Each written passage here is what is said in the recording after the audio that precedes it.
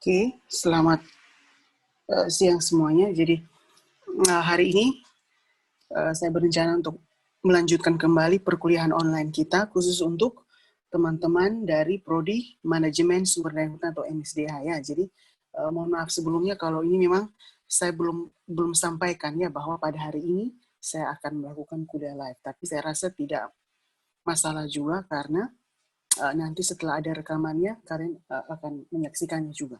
Jadi baik, saya lihat di Facebook dulu. Semoga saya mau cek dulu apakah suara saya sudah terdengar jelas atau tidak.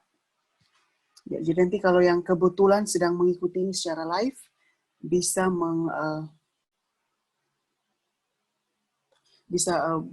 komen pada kolom komentar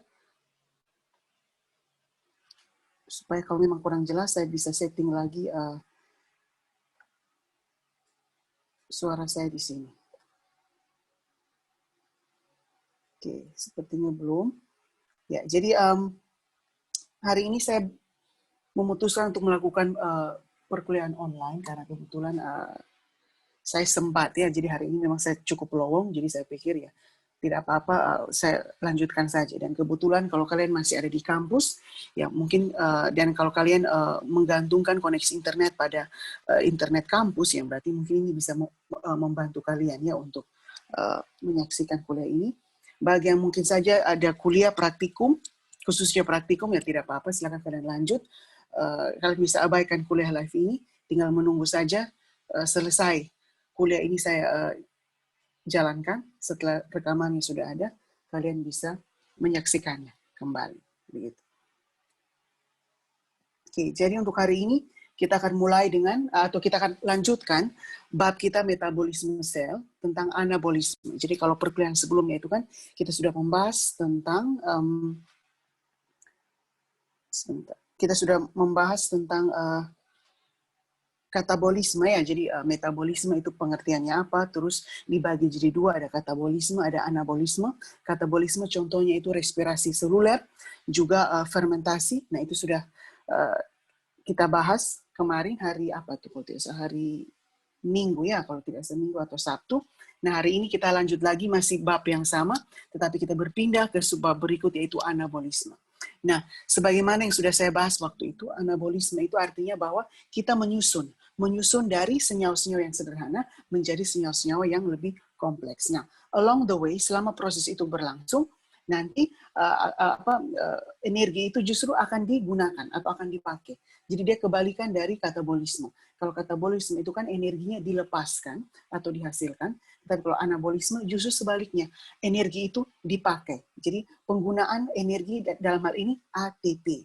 Nah, salah satu contoh anabolisme yang paling terkenal atau yang paling umum yang kita lihat selama ini adalah fotosintesis. Nah, fotosintesis inilah yang akan kita bahas secara lebih spesifik pada subbab ini. Baik. Ya, jadi fotosintesis sebagai contoh paling utama dari anabolisme itu merupakan proses penyusunan ya tadi molekul-molekul yang sederhana menjadi molekul yang lebih kompleks pada tumbuhan yang mengandung klorofil dengan bantuan cahaya matahari. Oke, ini sebenarnya mungkin bukan klorofil ya, tetapi kalau kita merujuk pada tumbuhan tingkat tinggi itu bukan klorofil saja tetapi kloroplas ya, begitu. Nah, perangkat fotosintesis itu terdiri atas apa saja? Yang pertama harus ada klorofil A, klorofil B, dan pigmen-pigmen aksesoris yang lain yang disebut dengan karotenoid. Bisa karotin yang berwarna oranye, bisa juga ksantofil yang berwarna kuning, dan juga adanya akseptor elektron. Nah, akseptor elektron ini saya harap kalian sudah cukup familiar karena sudah kita bahas pada katabolisme sebelumnya. Jadi nanti kita akan lihat bahwa ternyata di fotosintesis ini juga akan melibatkan berbagai macam senyawa atau molekul yang berfungsi sebagai akseptor elektron. Seperti itu. Oke.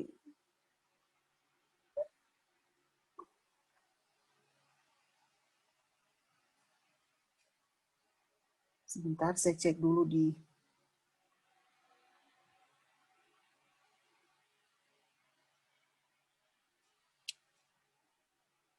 semoga saya tidak salah live ini. Sebentar ya, sebentar.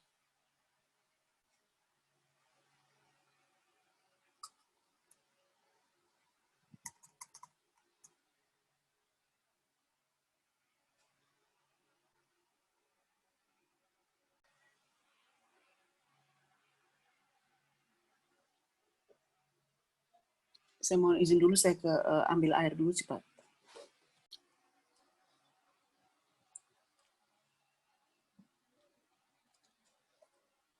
Oke, saya lanjut ya.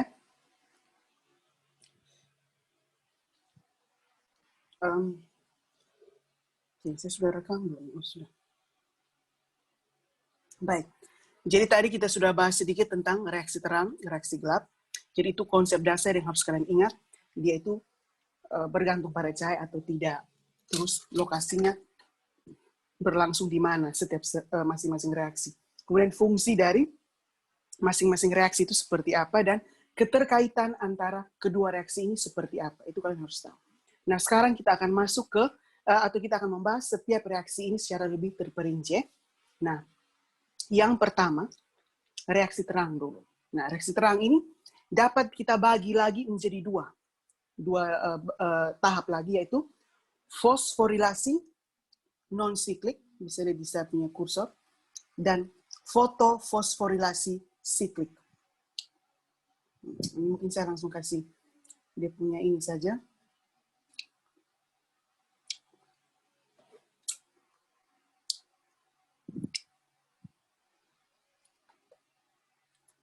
Reaksi terang dibagi jadi dua, fotofosforilasi non-siklik dan fotofosforilasi siklik. Non-siklik dari namanya saja dia tidak berupa siklus, kalau siklik dia berupa siklus. Nah, sebelum kita masuk lebih dalam ke dalam kedua tahap ini, kita harus tahu dulu bahwa bagaimana caranya reaksi terang ini memanfaatkan energi cahaya. Ya, bagaimana reaksi terang ini memanfaatkan energi cahaya untuk memperoleh energi yang dibutuhkan untuk fotosintesis. Jadi di dalam kloroplas itu ada banyak sekali terdapat kumpulan pigmen-pigmen fotosintetik. Nah, kumpulan dari pigmen fotosintetik ini disebut dengan apa? Fotosistem.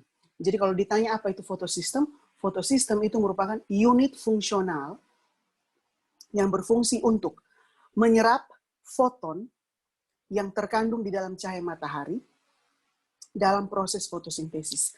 Apa itu foton? Foton adalah energi yang terkandung di dalam cahaya matahari. Gitu. Jadi saya ulangi lagi, fotosistem itu merupakan unit fungsional yang berfungsi secara langsung menyerap cahaya matahari, dalam hal ini foton atau energi yang terkandung dalam cahaya matahari selama proses fotosintesis. Nah, secara struktural, fotosistem ini tersusun atas apa saja? Fotosistem ini tersusun atas kumpulan pigmen-pigmen fotosintetik, di mana kumpulan dari pigmen fotosintetik ini dapat kita bagi menjadi dua bagian utama. Yang pertama ada yang disebut dengan pusat reaksi. Pusat reaksi itu berupa klorofil A. Kemudian ada juga yang disebut dengan bagian yang kedua disebut dengan pigmen aksesoris. Pigmen aksesoris itu berupa apa? Klorofil B, klorofil C, D, bahkan sekarang sudah ditemukan juga klorofil F. Kemudian pigmen-pigmen yang tadi sudah sempat dibahas seperti ksantofil, karotin, dan lain sebagainya. Itu semua termasuk bagian-bagian dari fotosistem yang termasuk pigmen aksesoris. Apa artinya pigmen aksesoris? Kalau orang bilang aksesoris itu berarti kan sebagai tambahan, toh. Nah, pigmen aksesoris di sini berfungsi untuk apa? Memperluas bidang penyerapan foton. Dengan semakin banyaknya pigmen aksesoris berarti foton yang dapat diserap oleh tumbuhan dapat semakin banyak, sehingga energi yang dihasilkan pun semakin banyak. Kalau energi yang dihasilkan semakin banyak, otomatis energi ini dapat diberikan kepada reaksi gelap, sehingga reaksi gelap dapat menghasilkan karbohidrat sebagai hasil fotosintesis juga semakin banyak. Nah, seperti itu. Jadi itu fotosistem. Jadi fotosistem itu dia kumpulan dari pigmen-pigmen fotosintesis yang secara kesatuan, secara bersama-sama menyerap cahaya matahari atau dalam hal ini foton. Nah, fotosistem di sini dibagi menjadi dua.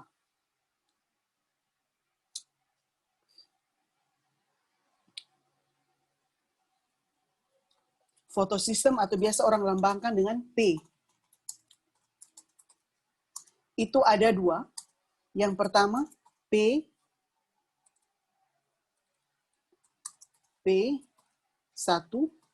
P680.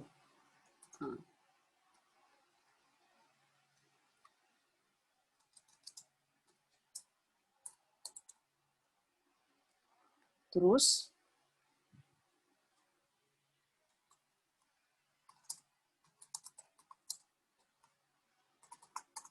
muncul tidak ini?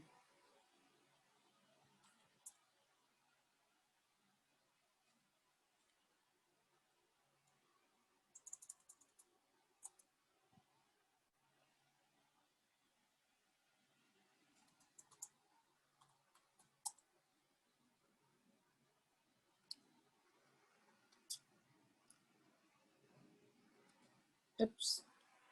Loh.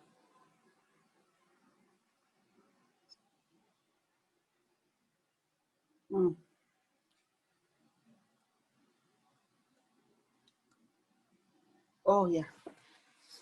P1 atau P720, itu ya biasa P700 saja. Dan P2, P680.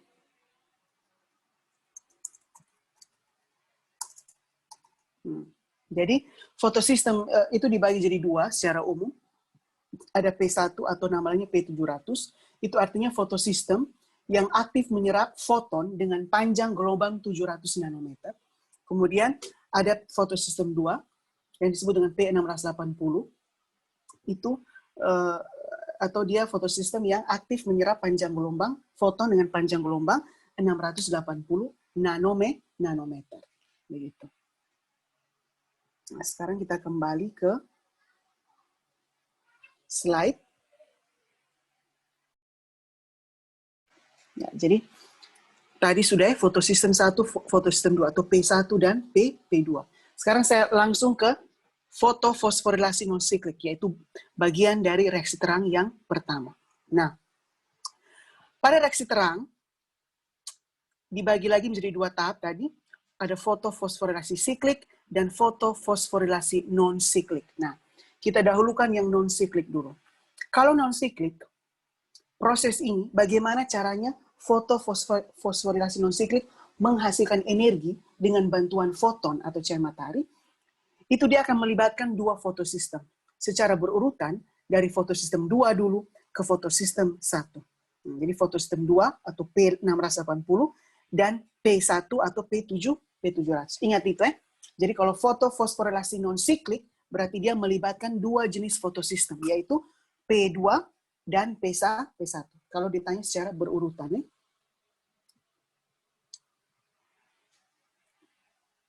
Nah, sekarang di fotosistem 2. Ketika cahaya matahari itu ada, ya, jadi pada siang hari, nanti P2 ini akan aktif menyerap panjang gelombang atau foton dengan panjang gelombang 680. Nah, ketika dia menyerap ini foton dengan panjang gelombang yang sekian, ini akan menyebabkan elektron yang terdapat di dalam dia punya pusat reaksi, yang tadi klorofil A itu, yang di fotosistem itu kan, tadi saya sudah bahas, itu ada dua bagian kan, ada pusat reaksi dan pigmen aksesoris. Nah, nanti itu elektron yang terdapat pada pusat reaksi akan tereksitasi. Tereksitasi itu kalau kalian sudah belajar di kimia, itu artinya dia naik ke tingkatan orbital yang lebih tinggi.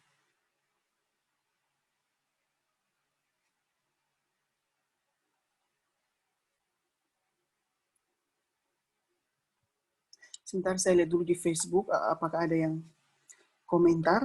Belum ya?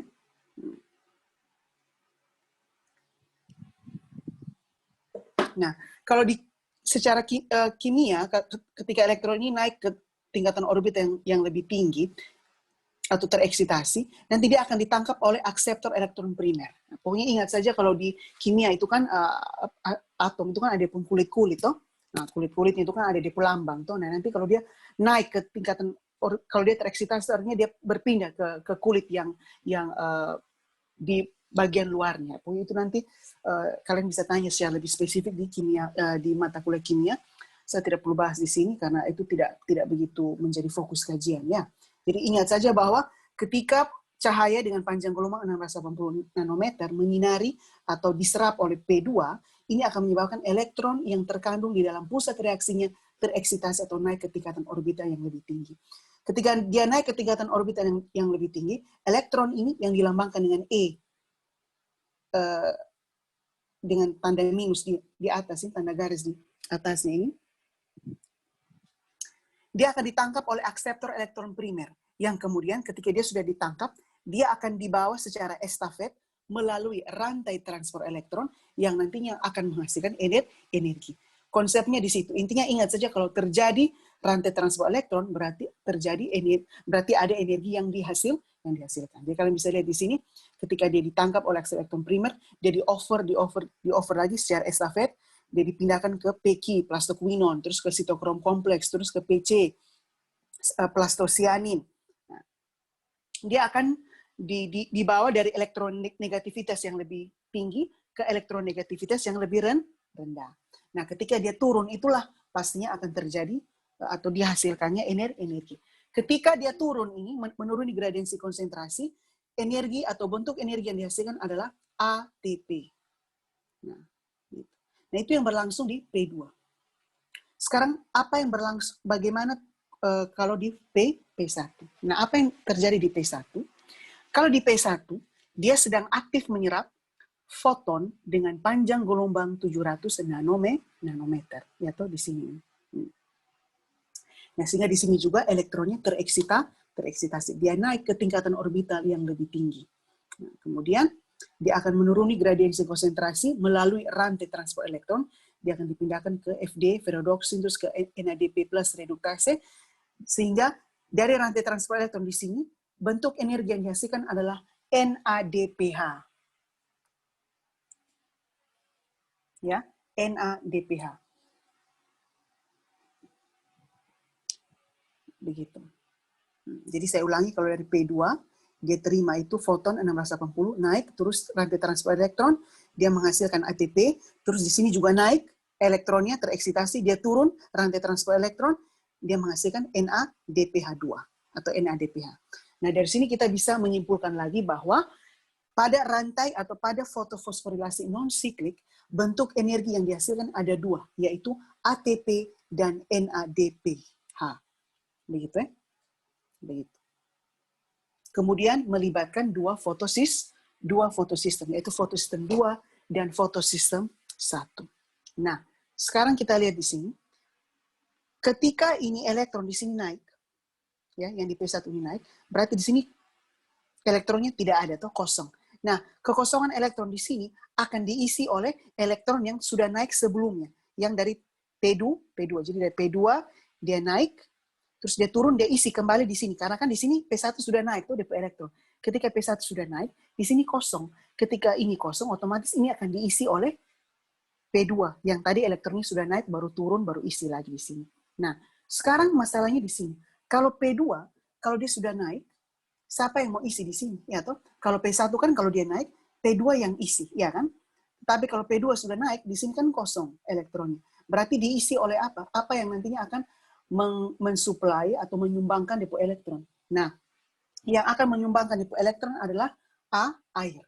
Nah, di sini air akan menyumbangkan dia punya elektron melalui proses yang dinamakan dengan reaksi pemecahan air dengan bantuan cahaya matahari, atau yang lebih dikenal dengan istilah fotolisis air. Nah, masih ingat toh yang di respirasi seluler itu oksigen tambah elektron menjadi air. Nah, kalau di fotosintesis justru sebaliknya, airnya itu yang kita mau pecahkan. Pecah supaya jadi oksigen dan elektron. Elektron itu yang nantinya akan masuk ke dalam ini fotosistem 2 untuk mengisi ini kekosongan yang ada di fotosistem 2. Kenapa dia harus isi di sini? Karena pada P2 ini elektronnya sebelumnya sudah naik. Dia naik ke tingkatan orbital yang lebih tinggi, sehingga di sini mengalami kekosongan elektron. Nah, kekosongan elektron ini harus segera diisi oleh elektron-elektron yang baru supaya ini reaksi fotofosforilasi non-siklik ini dapat terus berlangsung. Nah, yang bertugas untuk mengisi atau yang bertugas sebagai donor elektron adalah H2O. Jadi kalau oksigen sebagai akseptor elektron pada respirasi seluler, nah kalau dia sudah jadi air, berarti air itu berfungsi sebagai pendonor elektron. Nah, jadi itu kalau saya tanya, apa fungsi oksigen? Ya, fungsi oksigen itu sebagai akseptor elektron terakhir pada respirasi seluler. Nah, sekarang kalau saya tanya, apa fungsi air pada fotosintesis? Berarti fungsi air sebagai pendonor elektron. khususnya pada reaksi fotosintesis yang mana? Pada fotofosforilasi non-siklik. Seperti itu.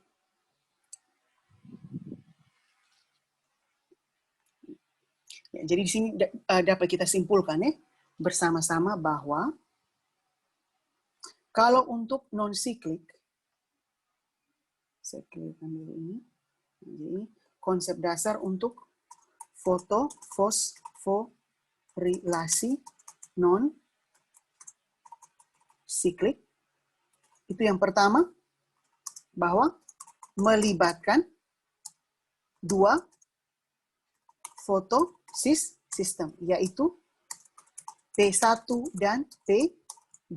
Ya, atau kalau diminta yang lebih secara berurutan berarti P2 ke P1. Terus yang berikut, energi yang dihasilkan adalah dalam bentuk ATP dan NADPH. Ya toh? Nah, yang ketiga, melibatkan fotolisis air atau H2O. Yang tujuannya untuk apa?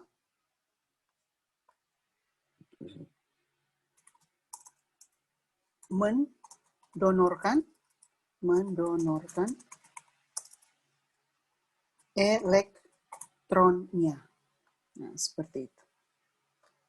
Jadi itu fotofosforilasi non-siklik melibatkan dua fotosistem P1 dan P2, energi yang dihasilkan berupa ATP dan NADPH, dan melibatkan fotolisis air. Apa fungsi dari fotolisis air? Untuk mendonorkan elektronnya, begitu, supaya reaksi ini dapat terus berlangsung.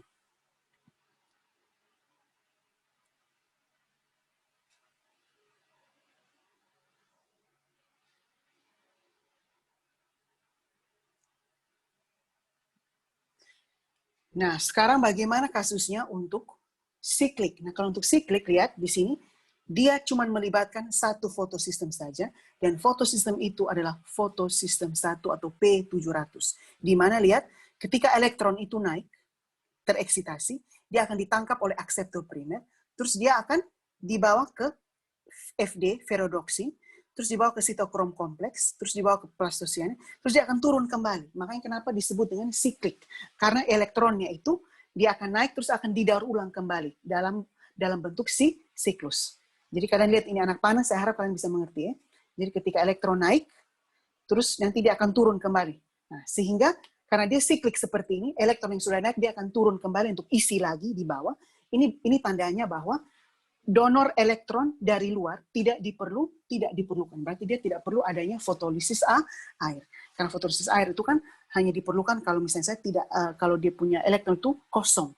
Karena sebelumnya kan sudah naik, sudah naik. Sekarang kalau elektronnya kosong berarti harus segera diisi dengan air.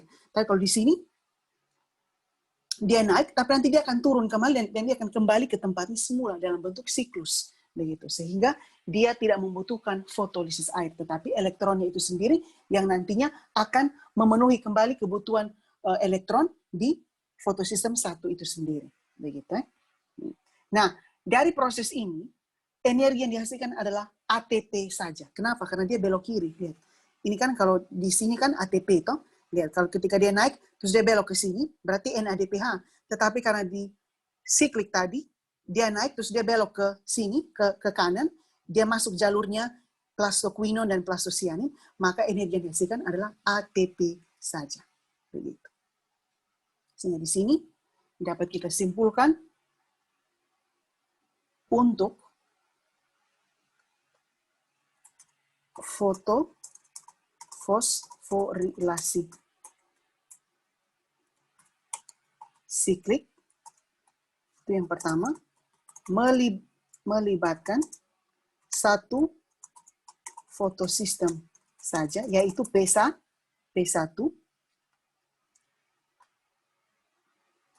Terus yang kedua, energi yang dihasilkan itu ATP saja. Kemudian yang ketiga, tidak melibatkan fotolisis air. Karena elektron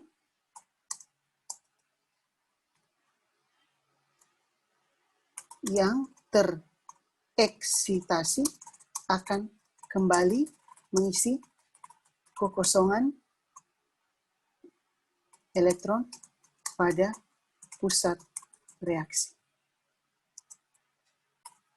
Fotosistem. Seperti itu ya, fotofosforilasi siklik. Jadi dia melibatkan satu fotosistem saja, energi yang dihasilkan ATP saja, dan tidak melibatkan fotolisis air. Karena apa? Dia punya elektron itu bisa didaur ulang. Jadi dia ketika dia sudah tereksitasi, tadi kita lihat depo anak panah itu dia sudah naik, tapi nanti dia akan turun mengisi kembali yang tadi dia dari bawah itu. Nah, sehingga dia tidak membutuhkan donor elektron eksternal atau donor elektron dari luar.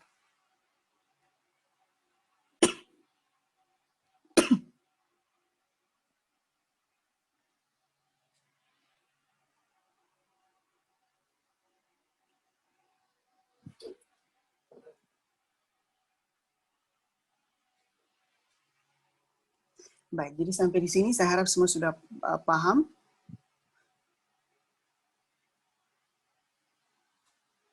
Nah,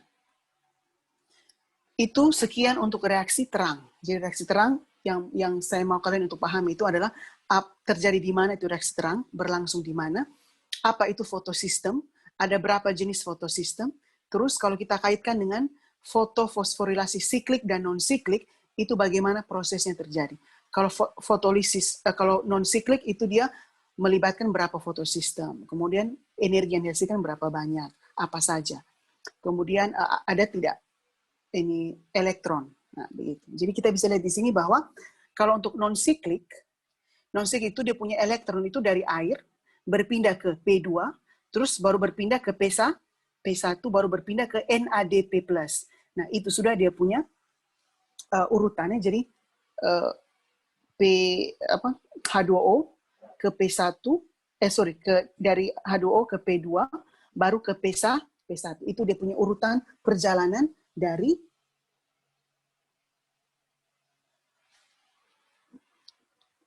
saya ada lihat WA dulu. Sebentar ya.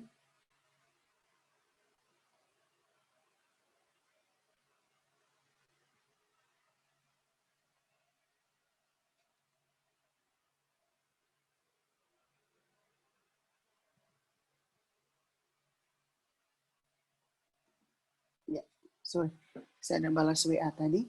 Oke, saya lanjut ya. Jadi kalian harus tahu intinya kalau untuk reaksi terang itu seperti ini. Whiteboard. Ini ya. Jadi perbedaan itu seperti apa? Jadi mana yang pakai 2 fotosistem, mana yang pakai 1 fotosistem, mana yang menghasilkan ATP saja, di mana yang terjadi fotolisis air, dan lain sebagainya. Sekarang kita masuk ke reaksi gelap, ya, yang tadi berlangsung di stroma itu. Reaksi gelap itu nama lainnya adalah siklus Calvin-Benson, sesuai dengan penemunya, 2 orang ahli, Melvin Calvin dan Andrew Benson. Nah, reaksi gelap dapat bagi 3-4 tahap. Ya. Oke, ini mungkin nanti kalian bisa baca di sini, ini sudah cukup jelas, dan di saya punya juga, jadi saya jelaskan secara singkat melalui gambar ini ya. Jadi lihat, tahap yang pertama adalah tahap fiksasi karbon. Fiksasi itu artinya karbonnya diambil atau diikat. Itu artinya fiksasi. Fiksasi itu diikat atau diambil. Yang diambil itu apa? Karbon. Karbon yang dalam bentuk CO2 diambil dari udara, masuk ke stomata, dan dia akan bergabung dengan suatu senyawa atau molekul di dalam tumbuhan yang disebut dengan RUBP atau nama lainnya ribulosa bifosfat. CO2 ketika CO2 bergabung dengan RUBP, itu dia akan dikatalisis atau akan dibantu reaksi penggabungannya dengan bantuan enzim yang namanya rubisco, ribulosa bifosfat karboksilase. Begitu ya. Nah, ini enzim ini yang akan membantu reaksi penggabungan antara CO2 dan RUBP. Kalau RUBP tambah dengan CO2 itu akan menghasilkan 3 fosfogliserat. Setelah dihasilkan 3 fosfogliserat, dia akan berpindah ke tahap yang kedua, yaitu tahap reduksi. Di mana tahap reduksi ini 3 PGA atau 3 fosfogliserat diubah menjadi 1,3 bifosfogliserat, kemudian 1,3 bifosfogliserat diubah lagi menjadi 3 G3P atau gliseraldehida 3 fosfat. Oke, ini mungkin biar saya tulis saja di ringkasan di sini. Jadi sudah selesai. Kalau yang ini saya hapus dulu untuk saya jelaskan yang reaksi gelap. Reaksi gelap itu yang pertama, fiksasi karbon itu CO2 tambah dengan RuBP.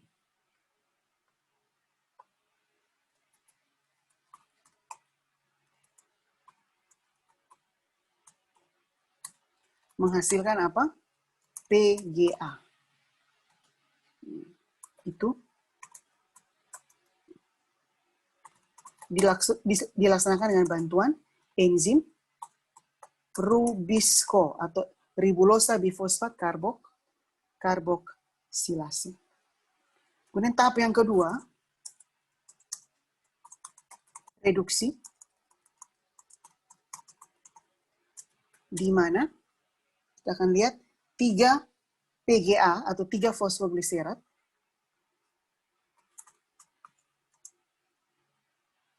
direduksi menjadi 1,3 bifosfoglyceric acid atau asam bifosfogliserat. Nah, 3 PGA akan diubah menjadi 1,3 BPGA, di mana dalam proses ini dia akan direduksi lagi menjadi G3P.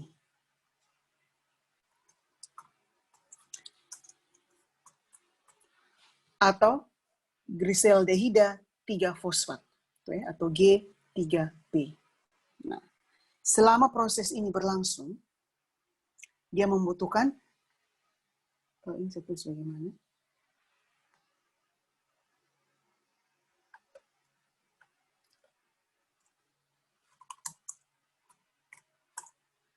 Sebentar, saya tulis ini dulu, baru saya jelaskan satu kali.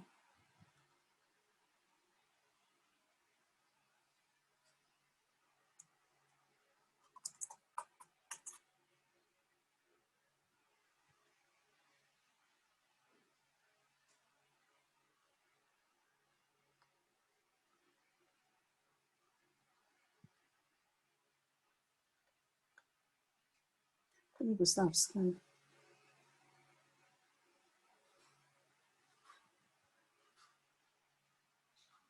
Oke. Itu reaksi reduksi ya. Jadi kalau reaksi reduksi, kemudian setelah saya tambah lagi di sini.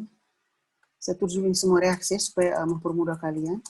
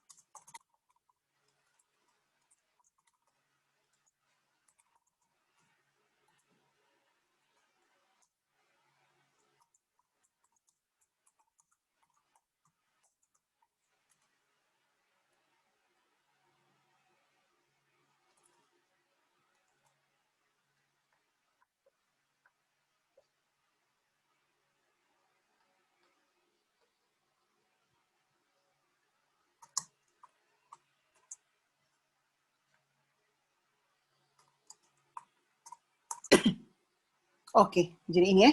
Ini adalah tahap-tahap dari reaksi fotosintesis yang reaksi gelap. Jadi dapat dibagi menjadi 3-4 tahap. Jadi tahap yang paling utama itu sebenarnya tahap 1, 2, dan 4. Tahap 3 ini kadang-kadang ditambahkan. Kalau di buku itu dia biasanya pisah. Tapi sebenarnya 3 dan 4 itu sambung, digabung, tapi pada beberapa buku atau sumber dia pisahkan. Begitu. Nah, tahap yang pertama fiksasi karbon, di mana CO2 itu diambil, dia masuk ke stomata, bergabung dengan RuBP, menghasilkan senyawa yang namanya PGA. Proses ini dibantu dengan bantuan enzim ribolusa bifosfat karboksilase atau Rubisco. Kemudian tahap yang kedua itu ada reduksi. Reduksi itu di mana 3 PGA tadi, ya, ini sama saja PGA atau 3 PGA ini sama saja. 3 PGA ini akan diubah atau direduksi menjadi 1,3 bifosfoglyceric acid atau asam bifosfogliserat. Dari 3 PGA diubah menjadi 1,3 BPGA, itu membutuhkan 12 ATP. Kemudian dia akan direduksi lagi yang berikut, 1,3 BPGA direduksi lagi menjadi G3P atau gliseraldehida 3 fosfat atau fosfoglyceraldehida, itu dia akan membutuhkan 12 NADP. Nanti sebagian dari G3P ini akan masuk ke tahap yang ketiga untuk tahap sintesis, di mana G3P digabungkan menjadi glukosa, glukosa digabungkan lagi menjadi molekul yang lebih kompleks, yaitu amilum. Inilah yang merupakan produk fotosintesis yang paling utama. Sedangkan G3P yang sisanya, itu akan direduksi lagi kembali menjadi RUBP. Nah, inilah tahap ini disebut dengan regenerasi. Supaya apa? Kalau dia jadi RUBP, dia bisa kembali ke nomor 1, supaya dia bisa siap menerima CO2 lagi. Seperti itu,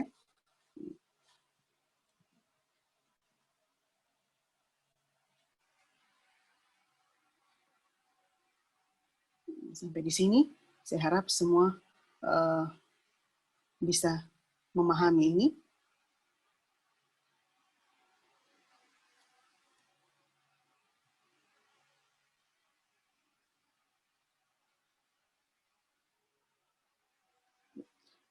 Sekarang saya kembalikan ke slide.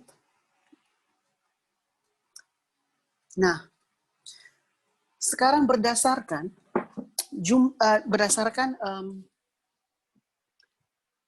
jenis molekul gula pertama yang dihasilkan, tumbuhan itu dapat dibagi menjadi 3 golongan. Ada tumbuhan C3, C4, dan CAM. Nah, kalau yang tadi kita sudah bahas ini dia termasuk tumbuhan C3. C3 itu artinya bahwa molekul gula pertama yang dihasilkan itu jumlah karbonnya 3. Dari mana kita tahu bahwa dia karbonnya 3? Lihat saja dari gambar ini. Ini kan G3P itu, dia ada 1, 2, 3. Jadi makanya disebut dengan C3. Ya, jadi sebelum jadi glukosa, sebelum jadi amilum, dia G3P dulu. Dan itu dia berkarbon 3. Sehingga kenapa dimasukkan ke dalam kategori C3. Kalau C4, dia tidak pakai G3P. Kalau C4, yang di molekul gula pertama itu adalah berkarbon 4, yaitu asam malat yang di sini. Kemudian ada juga jenis tumbuhan yang berikut yang disebut dengan tumbuhan CAM. Kalau tumbuhan CAM itu dia mirip dengan C3, tetapi fiksasi CO2 dan dia punya proses pembentukan glukosa itu terjadi pada waktu yang berbeda. Ya, jadi ini lihat di slide ini adalah perbandingan antara tumbuhan C3, C4, dan CAM. Saya jelaskan dulu kenapa disebut C3, karena molekul karbon pertama yang dihasilkan adalah molekul berkarbon 3. Kalau C4, atau dalam hal ini G3P, kalau tumbuhan C4 itu molekul gula pertama yang dihasilkan adalah dalam bentuk molekul gula berkarbon 4, yaitu asam malat. Kalau tumbuhan CAM ini dari dia punya nama tumbuhan yang pertama kali orang menemukan ini siklus ini di tumbuhan Crassulaceae seperti pada kaktus dan juga nenas. Nah, makanya kenapa disebut tumbuhan CAM. Nah, kalau tumbuhan C3 seperti yang kita sudah bahas tadi, lihat dia punya fiksasi, tahap yang pertama fiksasi CO2 itu, dan dia punya tahap ini sintesis karbohidrat atau siklus Calvin itu terjadi pada sel yang sama. Lihat di sini, dan pada waktu yang sama pula, sama-sama siang ataupun sama-sama malam.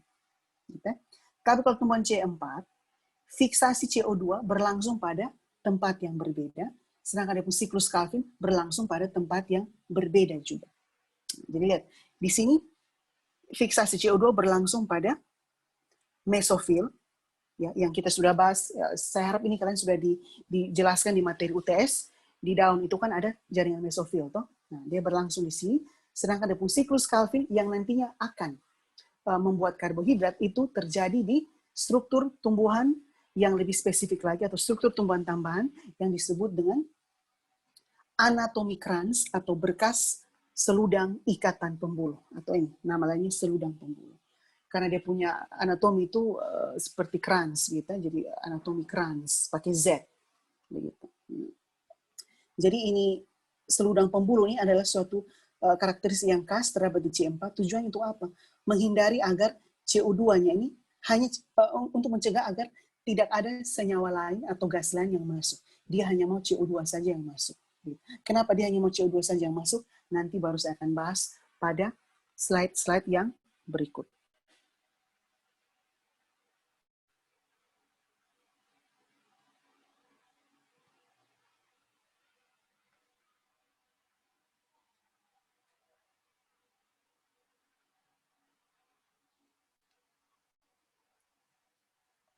Oke, bisa nih.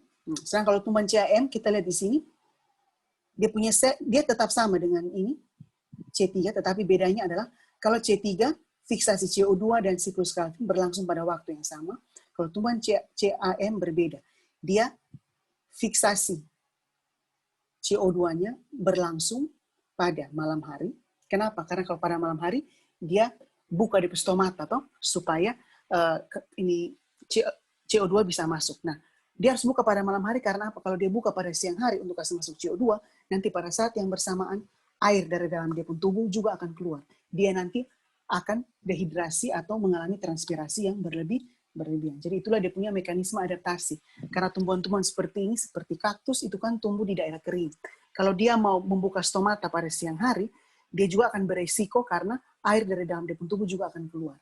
Makanya dia mekanisme adaptasi adalah lebih baik saya punya siklus Calvin biar tidak apa-apa berlangsung pada siang hari, tetapi nanti saya buka siklus stomata untuk ambil CO2 itu, saya ambilnya pada malam hari saja. Begitu. Oke, saya pause dulu ya, saya balas WA dulu, penting. Oh, saya lupa rekam. Oke, jadi proses yang demikian dikenal dengan istilah fotorespirasi. Ingat itu baik-baik ya. Jadi bisa lihat di gambar ini, kalau yang siklus Calvin yang normal, itu kita mendapatkan satu glukosa. Tetapi kalau fotorespirasi justru kita kehilangan 3 atom karbon. Ini kan kita kan dapat 6 atom karbon, tapi di sini kita cuma dapat 3, karena 3-nya hilang. Karena dia tidak bereaksi dengan CO2, tapi bereaksi dengan oksigen. Nah, begitu. Jadi proses yang demikian dinamakan dengan fotorespirasi. Nah, oleh karena itulah kenapa sampai ada beberapa tumbuhan yang beradaptasi menjadi tumbuhan C4 dan CAM. Tujuannya itu untuk apa?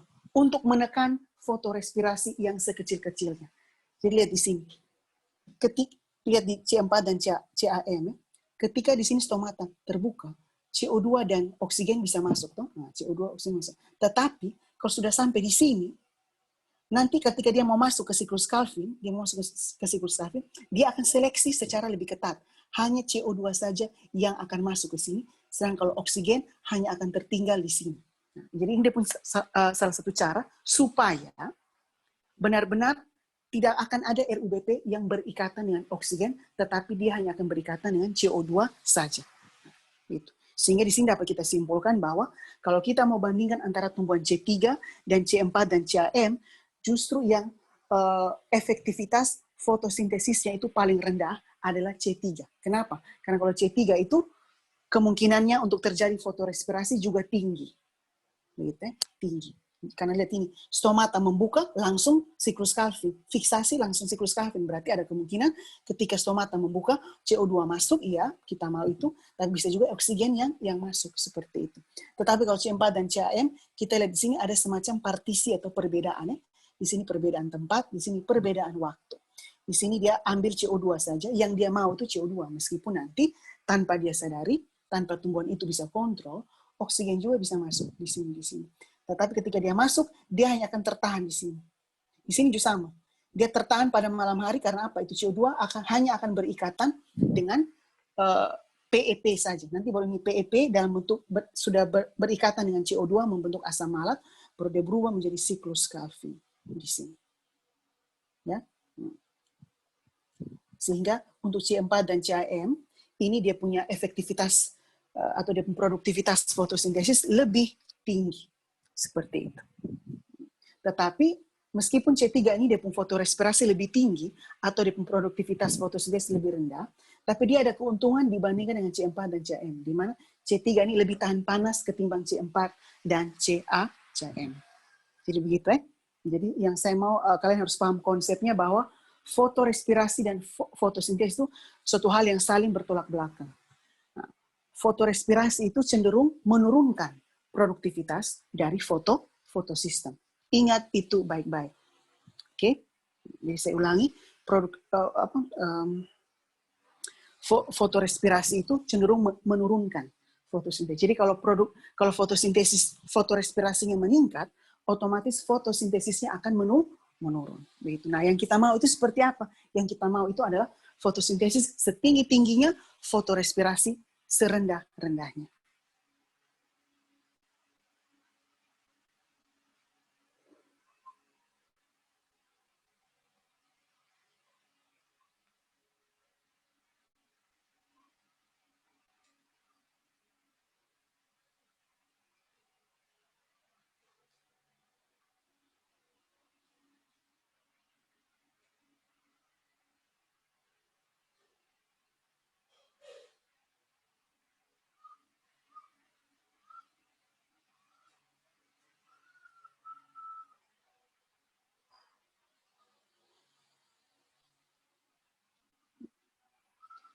Baik, jadi mungkin saya jelaskan untuk fotosintesis itu dia mewakili anabolisme.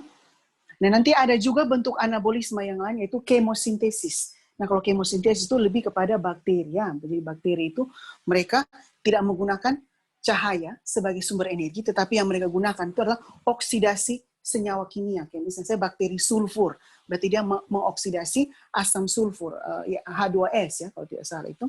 Atau H2SO4, asam sulfat misalnya, dioksidasi itu senyawa-senyawa. Setelah dioksidasi itu, dia akan mendapatkan energi. Energi itulah yang nantinya akan dimanfaatkan untuk membuat makanan. Nah, kalau yang demikian disebut dengan kemosintesis, kemo, kimia. Fotosintesis, foto, cahaya. Artinya apa? Dia membuat makanan dengan bantuan cahaya matahari. Tetapi kalau kemosintesis, dia membuat makanan dengan bantuan oksidasi senyawa kimia. Seperti itu ya. Nah, jadi saya harapkan agar video ini, rekaman ini dapat kalian simak. Tolong atur waktu sudah untuk menyimak video ini.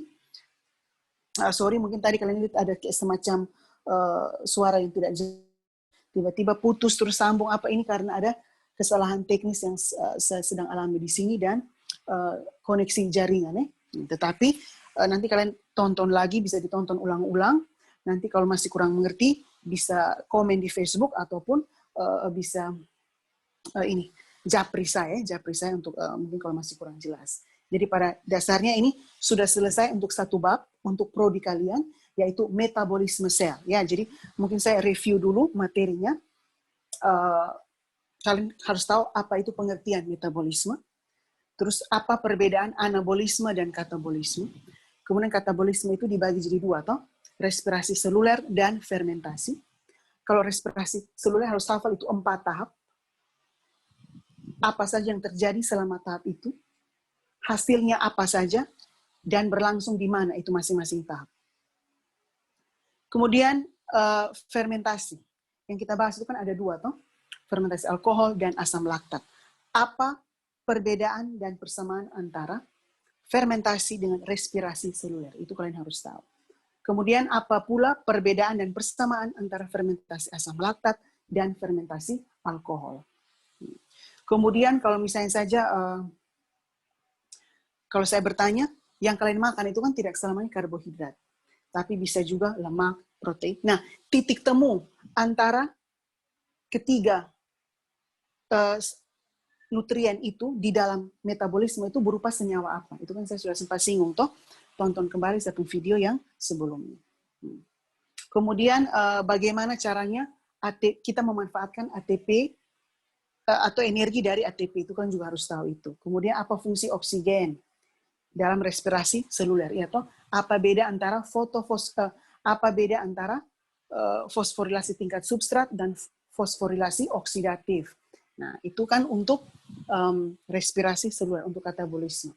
Nah, masuk ke anabolisme yang barusan ini, harus tahu di mana tempat terjadinya. Itu fotosintesis. Fotosintesis dibagi menjadi dua, reaksi terang, reaksi gelap. Terjadi di mana masing-masingnya, fungsinya untuk apa? Apa yang dihasilkan dari setiap reaksi tersebut. Kemudian apa itu fotosistem, dan ada berapa jenis fotosistem yang terlibat dalam reaksi fotosintesis secara umum. Kemudian, reaksi terang dibagi jadi dua, fotofosforilasi siklik dan non-siklik. Apa perbedaan antara keduanya dan persamaan antara keduanya. Begitu. Kemudian di reaksi gelap itu ada siklus Calvin, ada 4 tahap itu, ada 4 reaksi, tolong dihafal itu masing-masing reaksi beserta jumlah energi, jumlah ATP dan jumlah NADPH yang dibutuhkan. Kemudian yang berikut apa itu fotorespirasi, bagaimana dampaknya terhadap fotosintesis. Kemudian yang paling terakhir, tolong kalian bandingkan antara tanaman C3, C4, dan CAM. Mana yang fotorespirasi lebih tinggi, mana yang fotorespirasi lebih rendah. Mana yang molekul karbonnya itu berupa molekul karbon 3 sebagai molekul gula pertama. Kemudian mana yang dia punya fiksasi dan siklus Calvin berlangsung pada tempat yang berbeda. Dan mana yang dia punya siklus Calvin dan fiksasi CO2 berlangsung pada waktu yang berbeda. Kemudian tak lupa, tolong cari juga dengan dia punya contoh ya. Di sini saya tidak kasih contoh, tetapi ya saya kasih kalian saja yang silakan kalian mencari tahu itu. Dan ada juga di set materi PDF ya. Nah, dari sini kita bisa tahu bahwa kalau kita kaitkan dengan mungkin tidak perlu saja saya mau kaitkan ini dengan climate change, tetapi biar itu saya simpan saja untuk bab yang paling terakhir tentang ekosistem atau ekologi, biar itu nanti saya simpan saja pending saja ke bab yang paling terakhir. Oke, mungkin itu saja yang bisa saya jelaskan. Tolong disimak kembali. Jadi perhatikan saya video karena saya pun soal-soal itu pertanyaannya adalah dari video-video. Memang secara lebih mendetail kalian baca materi di PDF, tetapi hampir semua soal-soal atau apa itu saya kasih dari video. Dan memang bahkan ada yang mungkin soal itu lurus-lurus karena memang saya sengaja mau mengetes kira-kira siapa dari kalian itu yang benar-benar menyimak saya punya kuliah live selama ini. Begitu ya. Nah, jadi sudah selesai ini untuk bab pertama, metabolisme sel. Kita masih ada 2 bab lagi. Saya akan berusaha untuk menyelesaikan ini dalam beberapa hari atau ya targetnya sih 1 minggu ke depan supaya kalian bisa atur waktu sudah untuk pelajari itu semua. Dan nanti kita akan atur lagi waktu untuk UAS. Gitu. Kalau memang masih ada waktu cukup banyak sebelum UAS, berarti saya mau kita UASnya lebih dulu saja. Nah, jadi cicil memang dari sekarang tuh supaya nanti waktu UAS itu minimal biologi untuk saya, kalian tidak perlu ujian lagi, kalian bisa ujian untuk mata kuliah yang lain. Seperti itu ya. Oke, itu saja yang bisa saya sampaikan. Ingat jaga kesehatan, atur waktu juga. Laporan apa kita sudah mulai praktikum hari Kamis ya. Tidak boleh ada yang terlambat. Ingat itu baik-baik. Nanti penyampaian secara lebih spesifik, nanti waktu kita tatap muka di laboratorium ya. Oke, itu saja. Terima kasih buat yang mungkin sudah live dengan saya, yang tidak sempat live, wajib untuk menyaksikan rekaman ini nantinya. Begitu ya, supaya bisa membantu kalian saat ujian nanti. Oke? Nah, itu saja. Terima kasih, selamat sore.